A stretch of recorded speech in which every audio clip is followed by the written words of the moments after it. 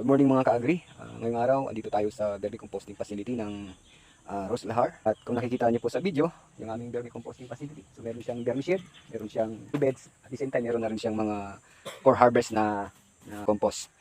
At bago kami mag-harvest dito katapusan, sasalang na namin yung aming mga susunod na mga substrate para tuloy-tuloy yung ating production ng vermicompost dito sa Roslahar. So ang ginagamit naming protocol na sa paggawa ng vermicompost ay 60-40 ratio. 60% carbon source and 40% nitrogen source. Yung ating carbon source na gagamitin ngayong araw ay itong mga brown na tinatawag na mga plant parts na pinagtabasan. Yung mga kukolekta ng mga dahon. Yeah. At ang ating nitrogen source naman ay ang cow manure. So yung ating lahat ng mga substrate na gagamitin, dadaan natin dito sa shredding machine, no? Shredder. Kung saan mapupulverize. So gaya nito, ito, napulverize na yung ating mga dried leaves. Then, mimix natin dito ang ating cow manure. Dadaan muna sila dito sa ating composition box ng 2 linggo o 3 linggo bago natin siya isalang sa vermi para mapabilis po ang ating decomposition process. Okay?